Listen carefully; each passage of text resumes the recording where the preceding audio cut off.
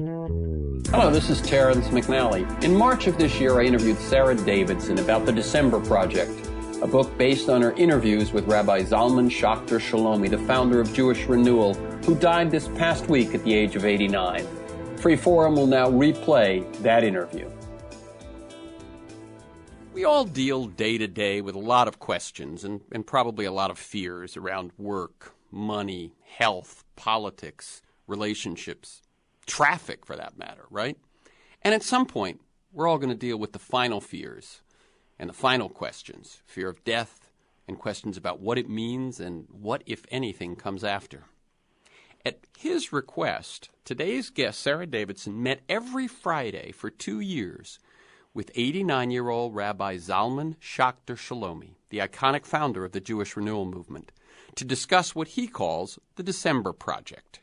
I'm going to quote the rabbi. When you can feel in your cells that you're coming to the end of your tour of duty, what is the spiritual work of this time, and how do we prepare for the mystery? Davidson, who describes herself as having a seeker's heart and a skeptic's mind, feared death would be a complete annihilation, while Reb Zalman felt certain that something continues. He didn't want to convince her of anything, but to loosen her mind.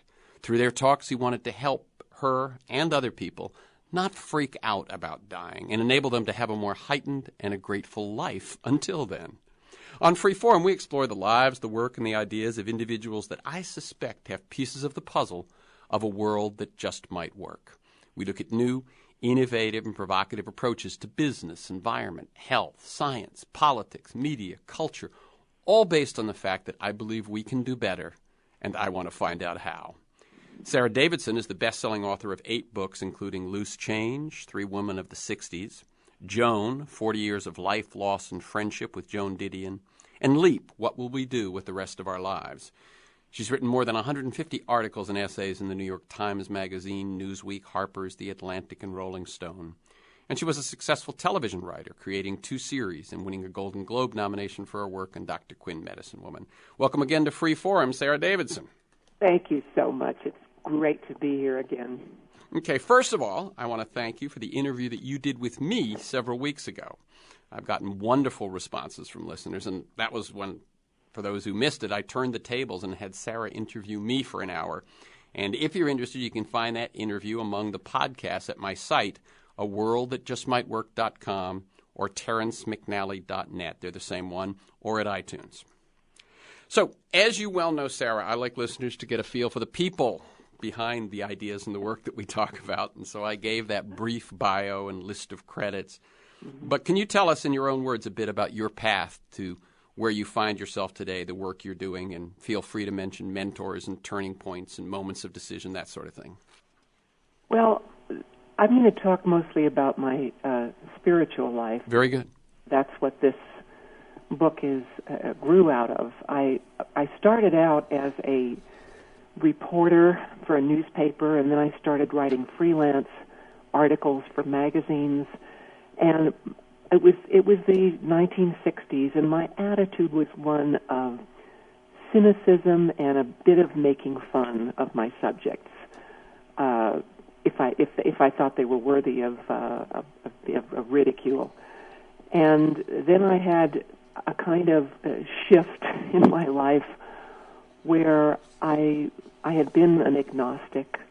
I was raised in Los Angeles in a Reformed Jewish temple that was so stifling to me. I mean, the services were so boring. I couldn't wait for them to be over.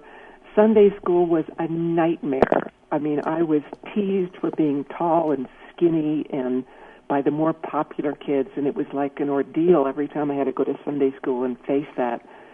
And when I was confirmed, which was another year of torture, I resolved that I was not going back in any temple again. When I left home for college, I thought, I'm done with Judaism. But I was always somebody who I would say the best description of it is as a seeker.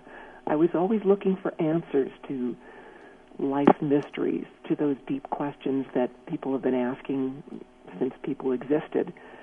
And I was always in search of some kind of experience and transformation and information. I had tremendous curiosity, which is why I became a reporter. I got to turn my excessive curiosity into a way to get paid.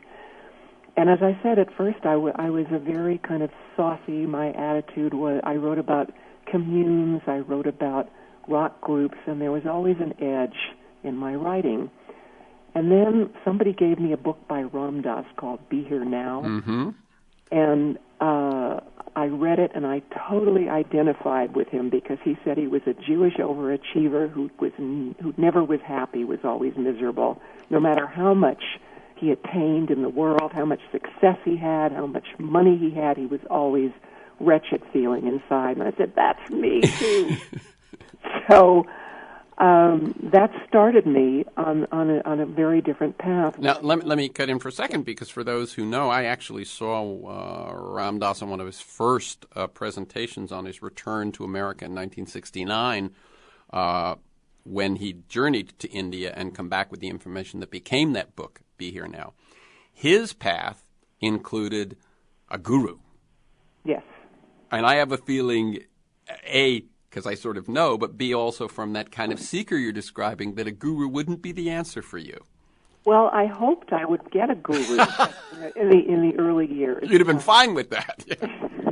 Oh, please, somebody who would tell me exactly what to do and what and who would know me inside out better than I knew myself. And I thought it would be wonderful to have a guru, but I never succeeded in finding one. And as I said, I was a seeker.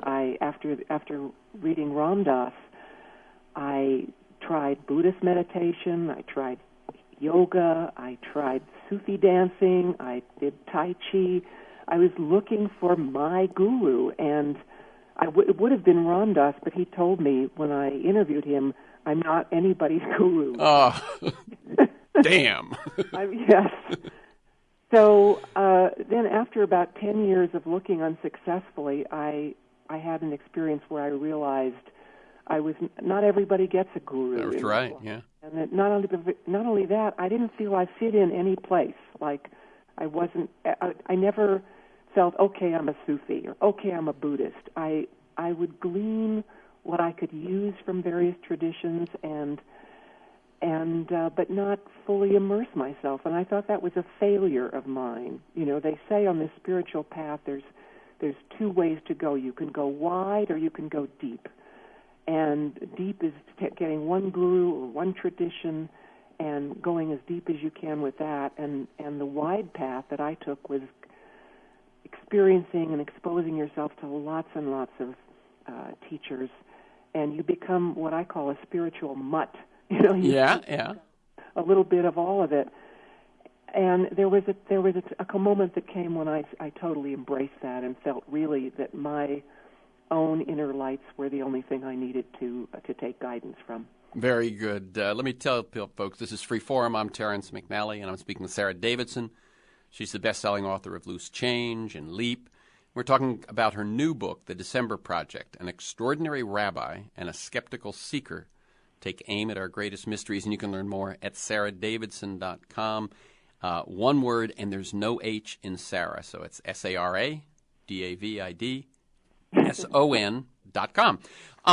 So let me just quickly say how I got back to Judaism and Reb Zalman. Sure. There was a point where somebody invited me to take a nature tour of the Sinai Desert, and this was in the 70s when Israel controlled the Sinai Desert. They had just won it in the Six-Day War. And so I went. I'd never been to Israel. I had no interest in it because I had such a bad experience with Judaism being force-fed to me when I grew up. But I flew to Jerusalem to take this nature tour, and I suddenly saw this incredible diversity and richness of Jewish practice that I had not seen in West Los Angeles in the Reform Temple. And I started wondering, well, maybe I could find a place here. Maybe I could find a teacher here. Maybe this is my path. And as I began exploring Judaism, one name kept coming up, and it was Reb Zalman Schachter. And I was told that he was creating a new branch of Judaism for people like me who were living a secular life, who weren't Orthodox, who were hungry for meaning and spiritual fulfillment, but couldn't fit in with the traditional Jewish groups. And remind us again, what year is this? It was somewhere in the 1970s. I'd say 1974. Okay, mid-70s. Very good. And I heard he was speaking. I heard Reb Zalman was going to be speaking at a synagogue in Long Island, and I was in New York at the time. So I took a train out to this far-flung community, and after his presentation, he and I sat together for 10 or 20 minutes. Neither of us can remember anything we said, but something passed between us. There was just a sense of love, a sense of recognition that we could be friends, we could do something together. And over the years, I would call him occasionally. I was a reporter, and if I needed a quote about something related to his arena, I knew he would give me something colorful and sometimes outrageous.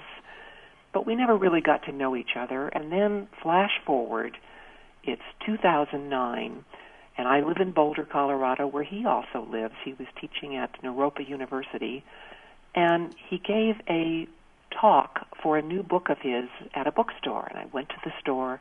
It was crowded with people. I sat on the floor, and he started singing and talking, and he just created this field of joy and delight. And I was sitting there feeling it, and everyone else was feeling it. And afterwards, I went up to him and blurted, "Reb Zalman, I'm between books right now, and I know you're gathering your archives for a legacy project at the university here. If there's anything I can do to help you, let me know." I didn't expect to ever hear from him again. But the next morning at 8 o'clock in the morning, he called and said, "There is something I want to do with you. I want to talk to you about what I'm calling the December Project. I've been in your years, but you haven't been in mine, and nobody ever talked to me about what it's like when you reach that age and when you can feel that you're approaching death. What is that like, and what's it about, and how can we handle it? And how can that knowledge help us live all of our lives to the fullest and squeeze every drop of meaning out of it?" So I jumped at the chance to spend time with him, and we met every Friday for 2 years. And the book, The December Project, is the story of what we learned, how we changed, and how I personally came to an entirely different relationship with mortality. Very good. And so what's interesting also is you're meeting Friday. What time of day? I'm just curious.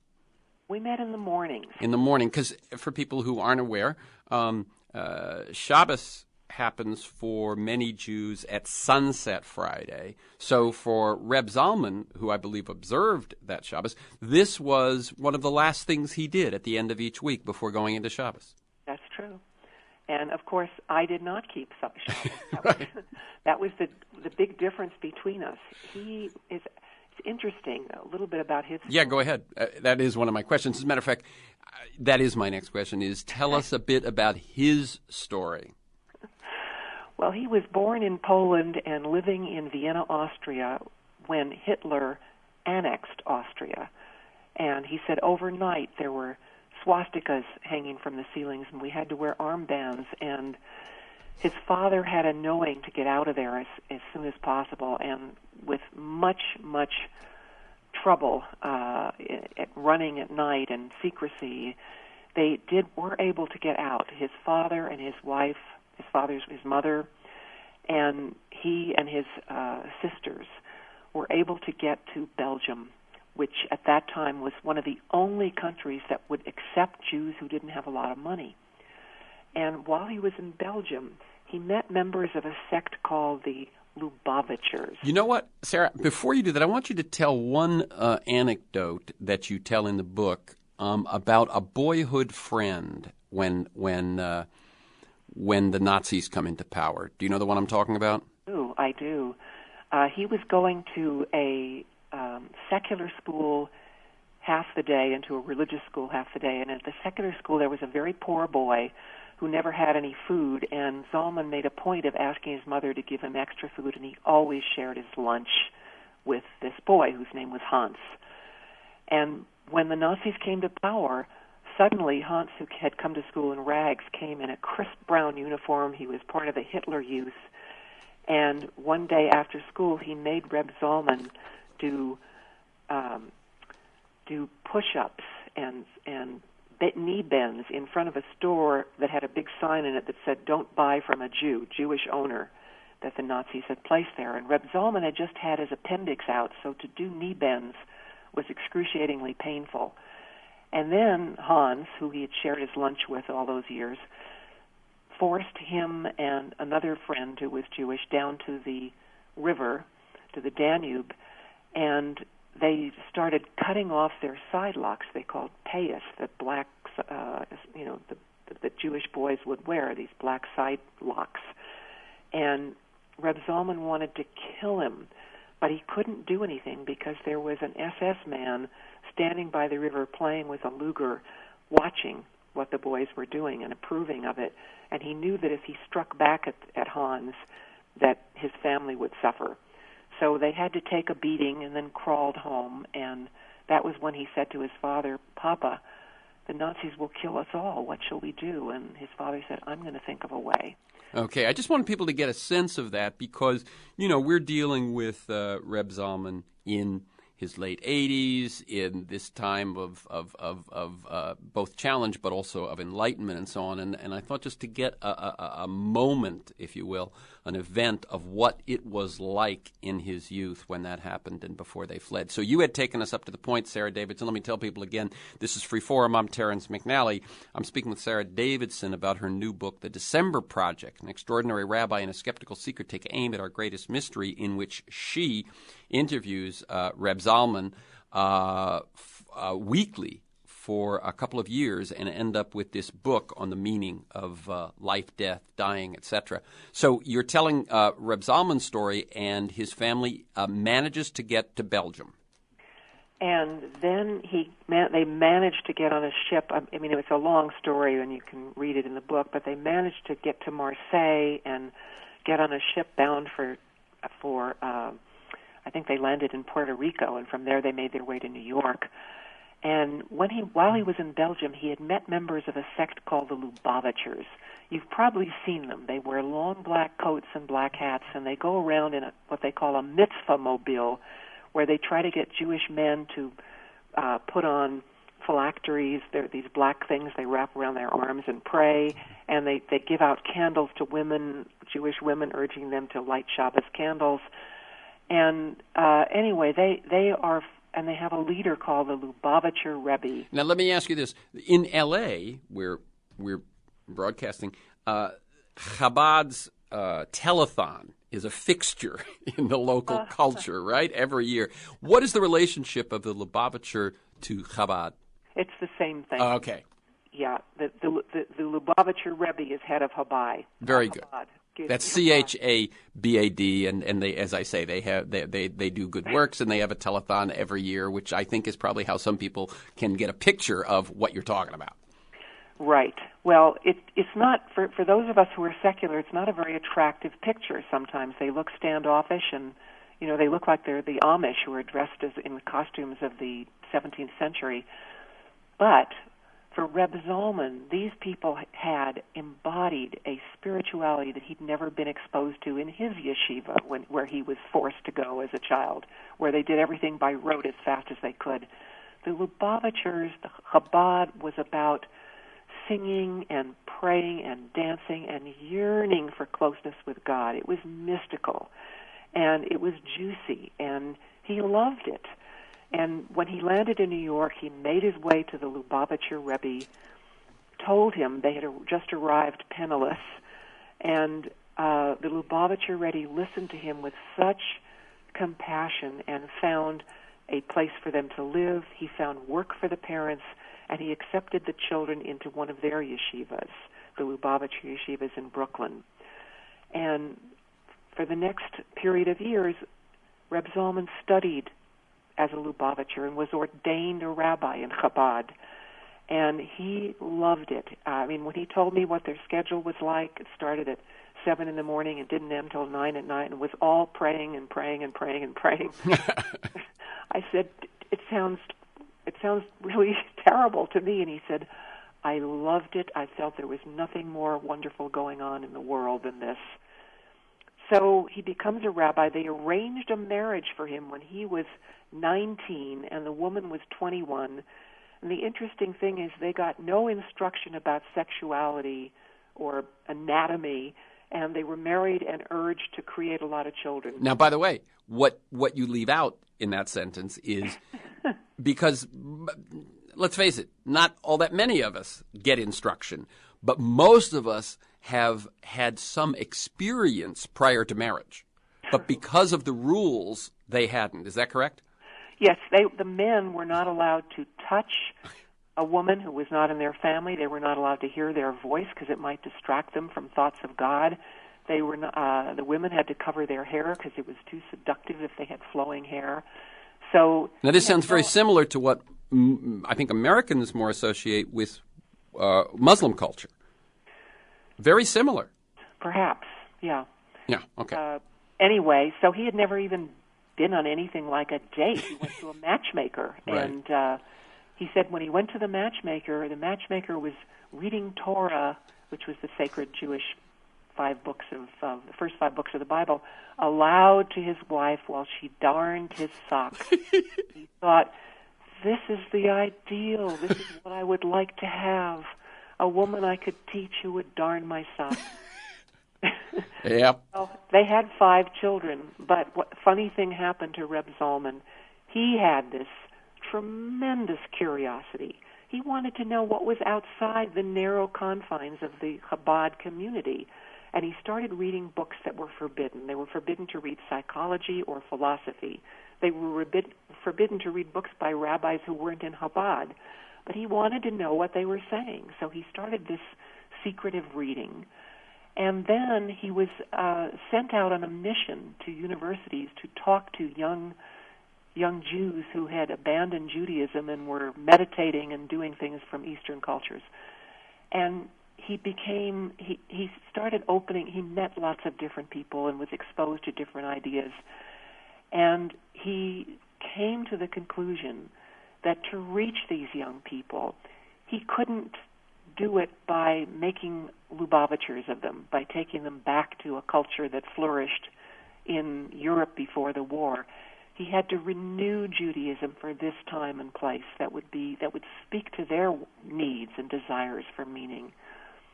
So he created this movement called Jewish Renewal, and it led to him being kicked out of Chabad. But today, he has ordained more than 125 rabbis and cantors, and there are Jewish Renewal congregations everywhere. But more important, his teachings and his ideas that were considered so far out and iconoclastic in the 70s when he was developing them are now part of the mainstream. Mm-hmm. Yeah, so what's interesting in that evolution, let me say again, this is Freeform. I'm Terrence McNally, and that other voice is SARA DAVIDSON. And we're talking about her book, The December Project, that emerges from 2 years of interviews with Reb Zalman Shachter-Shalomi, the founder, as she just said, of Jewish Renewal, is that he found a home with the Lubavitcher and Chabad, and then he outgrew that home. Yes. I mean, it's interesting that he tells you nothing felt better than that life, and yet there was a part of him that couldn't be satisfied even with that. I think it's such an interesting path he's on. So he goes out to, I'm guessing, recruit college students to the Lubavitcher, and ends up in some ways being recruited to the new mission in his life. Well, he starts it. Yeah, yes, exactly. Yeah. And this was, of course, you have to place it in time. This was a time when there was what I call a great awakening happening all over America. At the start, in 1966, when I took my first yoga class, it was something kooky. If you looked in the Manhattan phone book, there were only 2 or 3 listings for yoga. And, of course, today the listings are 4 and 5 pages long. Totally mainstream. But it was a time when young people were, the youth culture, part of it was a search for meaning outside of the traditional established churches and synagogues. So he was part of that huge shift from what he calls triumphalism, which is one way is the only way and the best way, to universalism, which is God wears many different faces to talk to different people, and it all is about the same source. It all comes from the same source. So that shift, which now we understand very clearly, was revolutionary, and he was one of the pioneers. Yeah, very good. That's the voice of SARA Davidson. We're talking about the December Project. So he starts Jewish Renewal in the 70s, and as you say, it flourishes. My sense is that that as a new strain, it actually probably kept a lot of people in touch with the Jewishness that they might have lost otherwise. What is the life in a Jewish Renewal group? I didn't know what you would call it, congregation group, as different from others. Well, at the beginning, when he started them, the difference, first of all, he had men and women praying together, and in the Orthodox community, women are separated. He had women being counted in the minyan, which is the 13 people necessary to have us to do certain prayers. So it was revolutionary in that way, but it was all about experience. It was all about feeling. It was about singing. It was about dancing. It was about listening to stories and feeling how they resonate inside you. It was about having a direct experience of God, which is what the mystic is always looking for. Rather than reading about somebody else's experience with God, you want to create it in yourself. And that was the revolutionary part of his message. Now, the interesting thing is today you could go to many Jewish congregations and many Christian and other faiths and experience some of that same inclusion of experience. I mean, when I went to services as a child, it was like you were an audience, the rabbi preached, and the cantor sang. Now, if I go to a Jewish Renewal service, everybody sings, whether you know the words or not. They flash them on a screen overhead. If you can't read it or something, you just scat along. Now, by the way, has some of these more direct experiential relationship with God sorts of experiences filtered into other forms of Judaism, or is it only taken hold in Renewal? No, absolutely. I speak at Temple Emmanuel in Beverly Hills, which is headed by Rabbi Laura Geller, and she is using meditation. They have body movement. And she does a lot of experiential things. Without calling her place a Jewish Renewal group? That's true. Okay, that's what's interesting. By the way, I was brought up Catholic. It reminds me of what happened with the John the 23rd and the Second Ecumenical Council. And suddenly there was folk singing in masses. The priest turned around and faced the congregation instead of having his back to them all along. It does seem that some of this same energy was happening everywhere at that point. Absolutely. Yeah. So we've got a sort of a sense of who he is. Let's move on to your experiences in the book again. And one thing I want to establish, right, I noticed that at one point late in the book, Rabbi Zalman sort of ritualistically rehearses death. But he's still alive, isn't he? And how is his health at this time? Because you finished the interviews, a year ago or something? Yes. That was very interesting. He's always done radical things, and this may have been one of the most radical.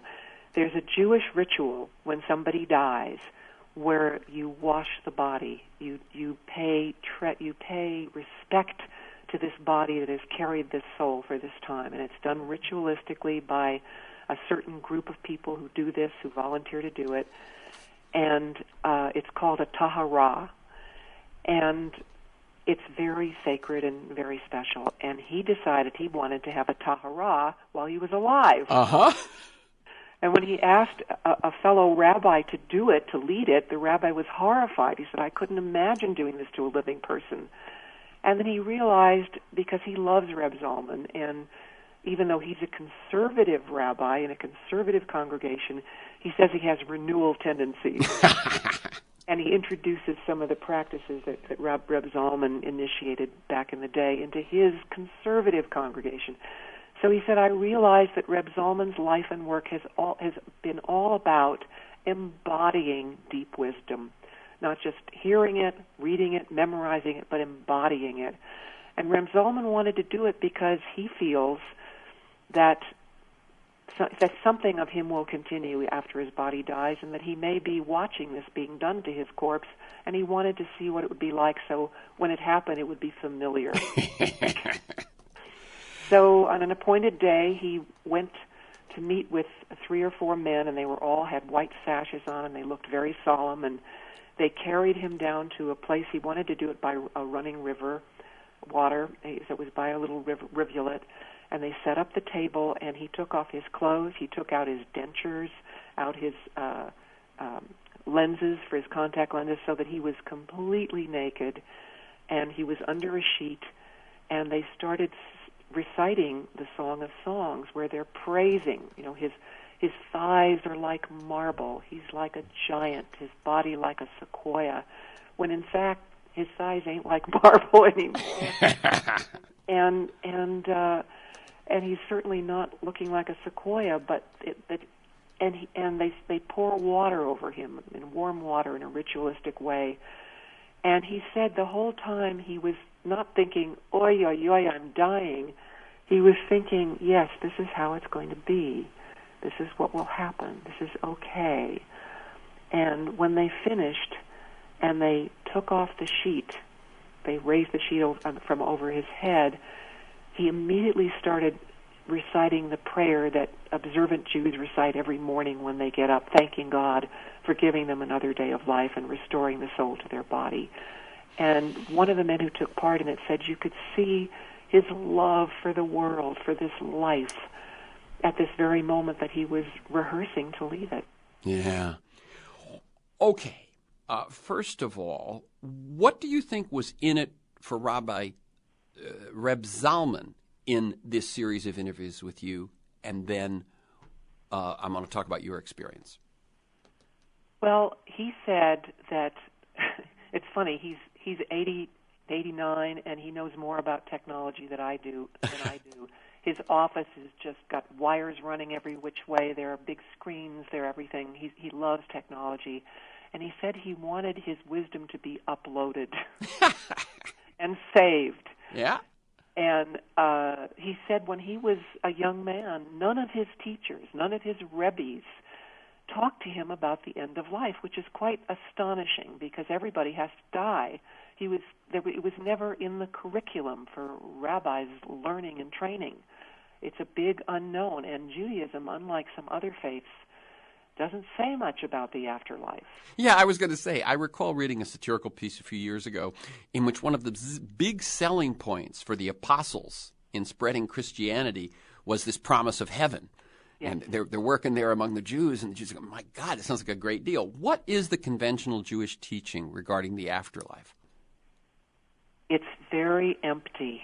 It's basically the most contemporary Jews kind of feel that when it's over, and you live on in the memories of other people and from the good works you did. However, the traditional view of Judaism, which doesn't mean it's about in the land, is that there are 2 worlds, this world and the world to come. But the world to come, the way Reb Zalman describes it, is it's the world without furniture, it's a house without furniture. There's no description of it. But yet there is a constant in every prayer. They say, in this world and the world to come. So the idea was that the soul enters the body on birth, and when the body dies, the soul goes to the next world. But nobody talks about what that world is. However, the mystical tradition in Judaism, which is called Kabbalah, does have writings about what that world is going to be like, but they've never been translated into English. Interesting. Yeah. Yeah. So So for him, it was to fill sort of that gap that he'd found when he was trying to learn. And it is interesting when you think about it. You think, why do people come to religion? And it would seem to me, to deal with the mystery of death would seem to be one of the main reasons. So the fact that they don't is quite a big deal. Now, he said to you, I don't want to convince you of anything. What I want to do is loosen your mind. And did your mind loosen, and if so, how? Yes. It wasn't my mind that did it, by the way. Uh-huh. I have to, tell you, there's a wonderful quote by Nabokov in his memoir where he said, common sense tells us that our existence is just a streak of light between two eternities of darkness. And the cradle rocks over this abyss, and people are more comfortable. They don't think that much about the darkness and the abyss that existed before they came here, but they are very concerned with the abyss they're heading toward. So that was where I was at when we started.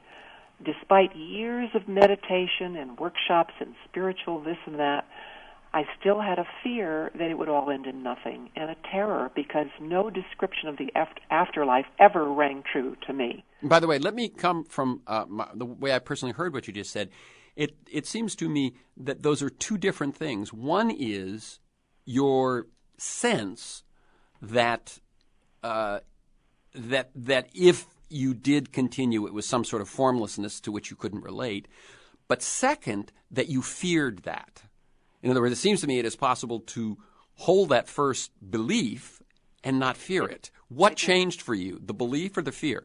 No, I didn't believe that. I thought it was, I didn't believe any of the descriptions, merging with the infinite. I didn't in some way. So the switch just went off. The lights are on, the lights are off. That was my terror. Okay. My fear. Got it. And Terrence, have you had those moments? Most of the time we repress the knowledge that we're going to die, but every once in a while, and I know you recently had a life-threatening illness, but even without that, every once in a while you get it in your bones, my God, I'm going to cease to exist. And when that happened to me, I was filled with dread. So that's how I came to Reb Zalman, not able to believe any picture or description of an afterlife, hoping there might be one, but not having any conviction.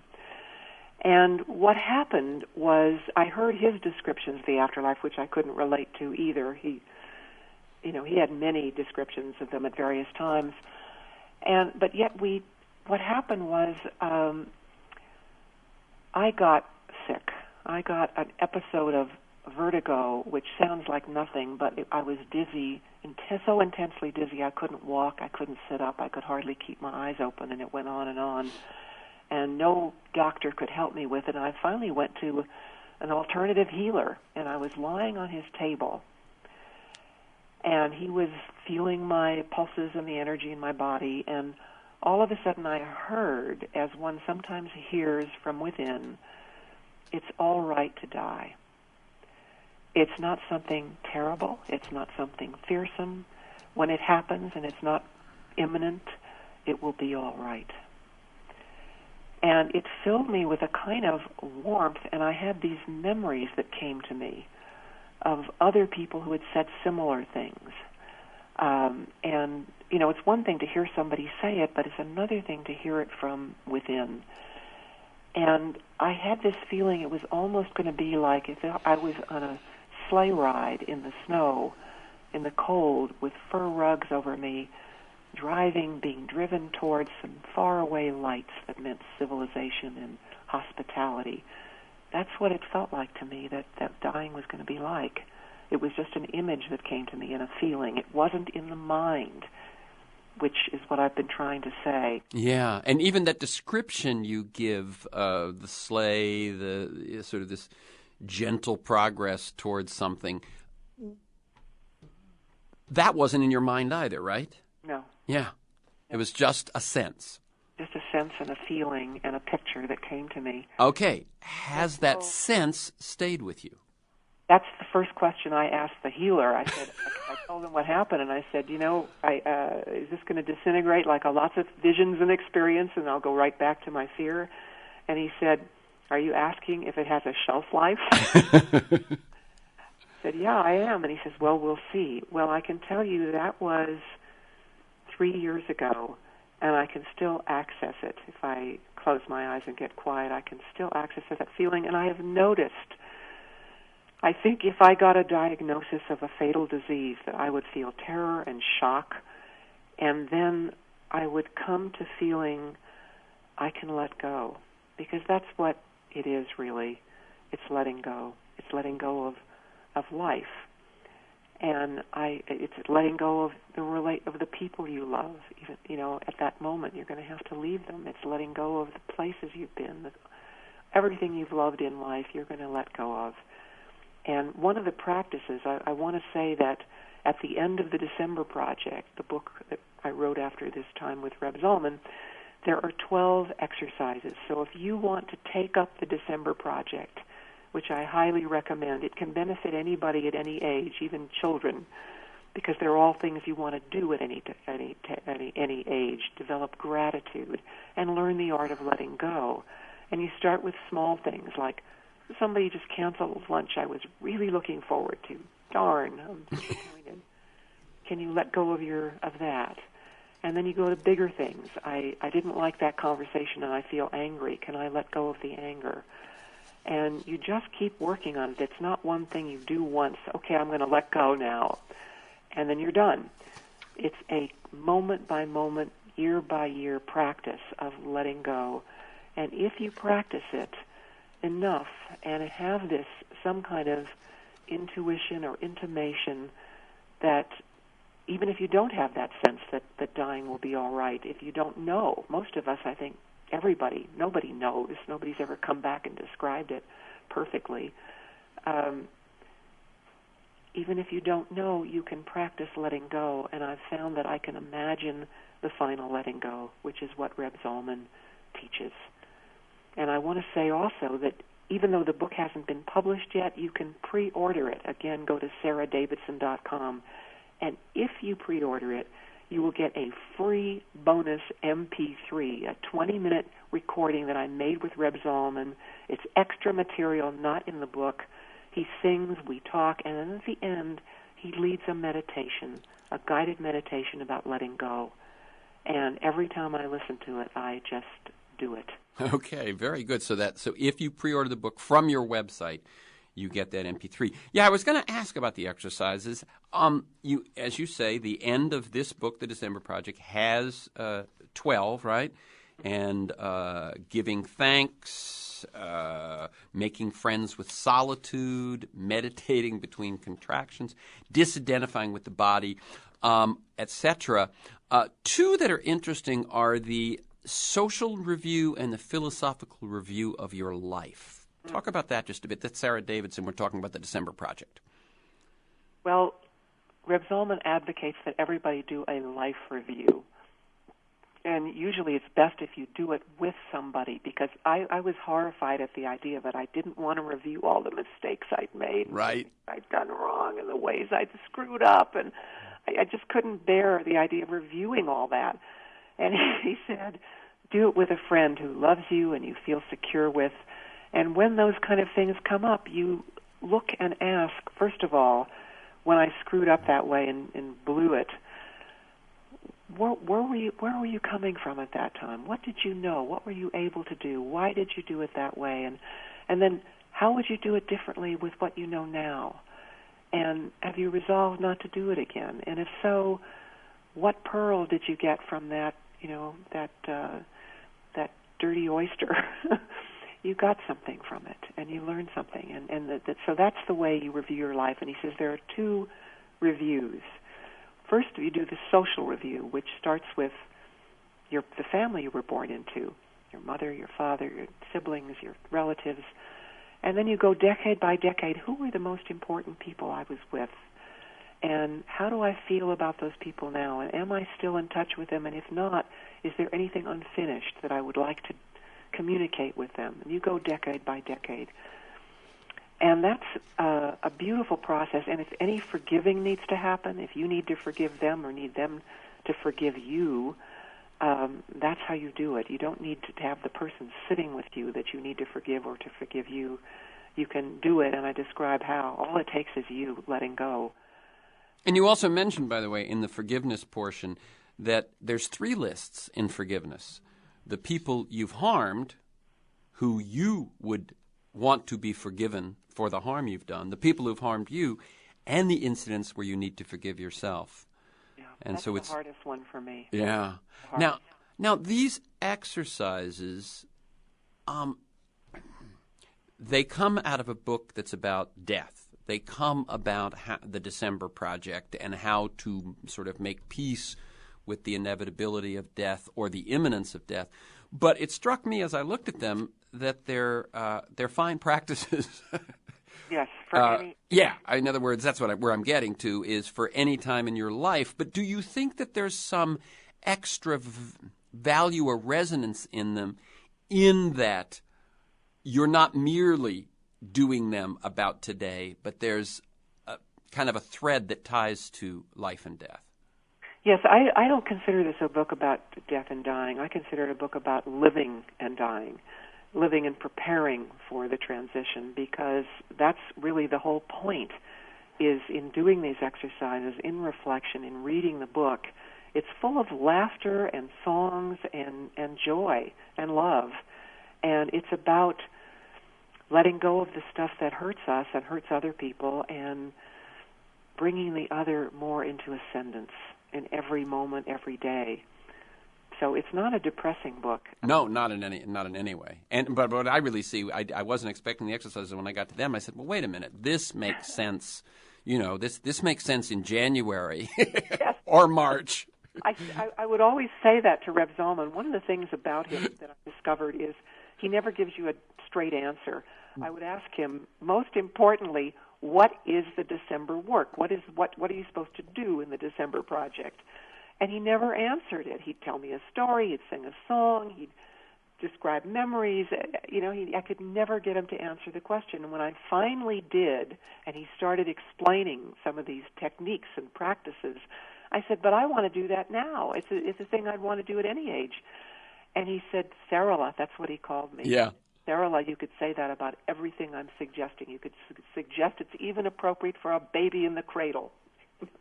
Very good. So even in January, or as I said, in March. But as you said, he said the point is this is what's most important for me right now, and has extra resonance because I am 89. Yeah. No, but I'm thinking that somehow the fact that it is linked to the ultimate ending, the ultimate moment, kind of, I think would give a deeper resonance perhaps to the fact that even though you're doing it at 25 or 35 or 45, and so on. We've got about 6 minutes. I want you to share just a little bit about any of your personal experiences with the deaths you've contended with in the recent years, or the birth of your grandchild, any of that has a certain resonance for you with all that we've been talking about. There are so many, but I'm going to pick one. My biggest fear about the way I might die is having Alzheimer's. My mother died of it. Both her parents had dementia. They say there's a genetic component. Every time I forget a word or why I walked into a room, I would have a mini panic. It's starting, and I'm going to become, somebody who doesn't remember their name or, people around them. And so I talked a lot about him with this fear, and one of my questions was, what happens to the soul? What happens to consciousness if your mind is gone to the point and your memory is gone to the point where you don't know your name? Where is consciousness? Has it left the body? What's happened? Well, you even say, what you also say is that as your mother is remembering less and less, she becomes more and more pleasant, and your relationship with her improves. Yes, and also she was happy all the time, which she never was during her life. She became something they called pleasantly demented. Which looks a lot like enlightenment. It does, because she lived only in the moment, didn't remember the previous moment, and she was happy with everything. And I thought, after witnessing that, I thought, that looks a lot more pleasant way to go out than to be, writhing in pain with some terrible physical disease. But yet if you ask people, most of them say they fear losing their mind more than having a physical illness. And what Reb Zalman said to me was, no matter what, they still have a sense inside of I am. There is still a presence there, and you can reach it, you can touch it. By touching the person, by expressing love, they will feel it because there's still a presence of love in them. And I did experience that with my mother. When I said, I love you, Mom, or took her hand, she just beamed, and you could feel that it meant something to her. And then I said to him, well, so what do I do instead of panicking when I can't find my keys and they turn up in the freezer? And he said, instead of punishing yourself for forgetting and what's happening to my memory, go to that place inside where you can say, I am here. That presence is still here. Your keys are somewhere. They'll be found or they won't be, but you are here. And that was very comforting to me, and I try to implement it, but don't always succeed. And it's even one of the 12 exercises. Yes. Because as we know, statistically, we know a great deal of us, if we live long enough, will contend with our own dementia.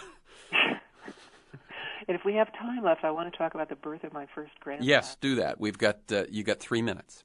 Yeah, my daughter recently had a baby boy, and she asked me, she lives in Chicago, and I live in Boulder, Colorado, and she asked me to organize the bris, which is the ritual circumcision that occurs 8 days after the boy is born. And I thought, how am I going to do that long distance? Well, I went online, and it turns out you can find Moyles, the person who does the ritual circumcision, online. They're even rated on Yelp. So I found a Moyle. I took the plane there. We organized everything, and then she put the baby in my arms. And nobody can explain this. You hear people talk about how incredible it is to be a grandparent, but it's so beyond that. What I felt was, here is this tiny, tiny thing that's got this tiny new light shining from it, but it's so small. And when I put it against my chest, I could feel its heart beating against mine. And I felt this connection. Here's this tiny new light coming in while my light is gradually fading. It's fading to dark, but this new light is coming in. And through me, this baby is connected to the past, and through this baby, I'm connected to the future. And it was just one of those moments when you just get to be. There's no thought. There's nothing except this communion with the light. Interesting. And for you, that was qualitatively different from had you held a newborn that was not your daughter's son? Exactly. I mean, I still would have loved it, but this was the most amazing thing. She gave him the middle name Marvin, which was my father's name. And my daughter and I have had a prickly, would be put it mildly, relationship. And the fact that she named her baby after my father was so overwhelming to me that yes, there is a difference. And I would like to be able to love all babies the way I love my grandchildren, because they deserve it, and I would like to cultivate that. But it is special. Yeah. The thing I'm going to end with is two or three, four times we come to a point where you're describing something, and in the midst of your description say, this is not in the mind. This is, and so if it's not in the mind, I'm here to tell you it is not in words, it is not in language. And I realize that one of the great challenges of everything we've been talking about is that we're talking about essential experiences, and yet we have to write about them, we have to talk about them, or they remain ineffable and only with us. A challenge for a writer or a radio host. Oh yes, but it's a worthy thing to do, because it makes it more real when you can fit words, even if they're not fully satisfactory. Very good. So again, the book is The December Project, An Extraordinary Rabbi and a Skeptical Seeker Take Aim at Our Greatest Mystery. You can learn more at saradavidson.com. That's SARA, no H, SARADAVD, DAVIDSON.com. For this week's conversation and many other interviews, articles, transcripts, and to join me in pursuit of a world that just might work, go to TerenceMcNally.net or aworldthatjustmightwork.com. They're the same website. If you want to receive my weekly email announcements of upcoming guests and issues, sign up at my site or email me at temcnally, TEMCNALLY at mac.com. You can also subscribe and listen to the Freeform podcast on iTunes. Thanks to G, my engineer, Stan Mizrahi, and Mark Maxwell in production. To you, my listeners, I look forward to being with you again next week. Thank you, Sarah. Keep up the good work. Thank you. It's such a pleasure to talk with you at any time, but especially live on the radio. Okay.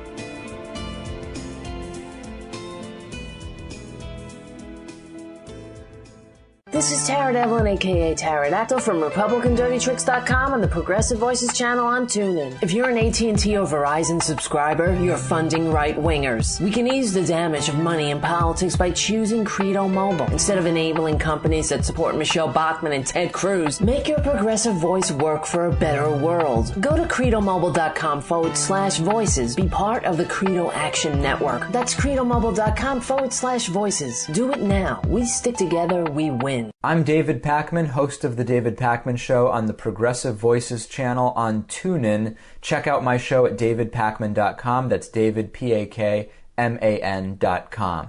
This is hilarious. Fox News decided that because of all of the controversy and confusion around the Supreme Court decision with regard to contraception, Hobby Lobby, and the Affordable Care Act, they would bring on an expert to kind of clear up the confusion. In fact, those are the exact words that Fox News anchor Martha MacCallum used.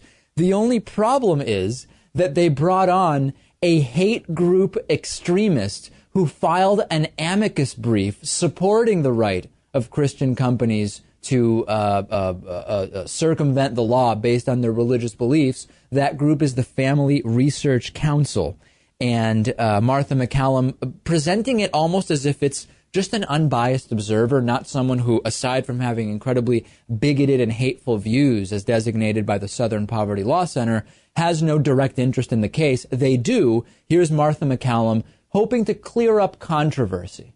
Here to clear up some of the controversy and, misinformation, really, that is out there over the course of this decision. Kathy Roos is a senior fellow for legal studies with the Family Research Council. Kathy, good morning to you. Good to have you here. Thanks. Glad to be here. On my way into work, I was listening to a variety of different cable networks, and I was shocked, frankly, at some of what I was hearing, because they were discussing the fact that basically this is an attack on all forms of contraception, that it prevents women from getting the care that they need. And let's take a look at the Ruth Bader Ginsburg quote, a little bit of her dissent, because I want to get you to respond to this. Yeah. You don't need to hear their exact explanation because, as we know, anybody from the anti-gay, bigoted Family Research Council is not going to provide any kind of clarity for us. This is just a sham, Lewis. And I know that the term news is not regulated. Fox News can call itself that in spite of not being actual news.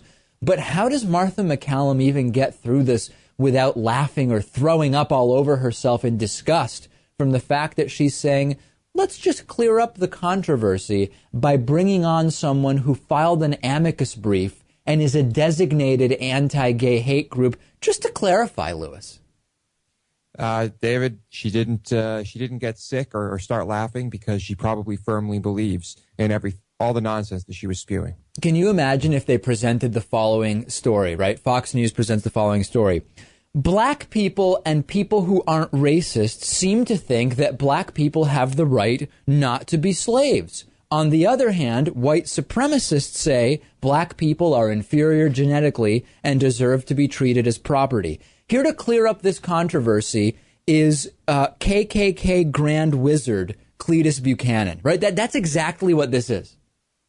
Pretty much, yeah. It's hardly fair and balanced, David. I think there should be people on both sides of the discussion if they're going to bring her on, have someone else on who disagrees with her. At minimum. And of course, we have talked about the false equivalencies that exist on corporate media. That would be, this is Fox News, right? We can't expect to eliminate the false equivalencies. Let's at least have someone on who is ostensibly representing an alternative view, even though we know that the false balance would still be an issue. You've been listening to part of the David Pakman Show on the Progressive Voices channel on TuneIn. For full audio and video podcasts, interviews, and much more, check out our website, davidpakman.com. That's David, Pakman.com. And check out our YouTube channel at youtube.com/The David Pakman Show.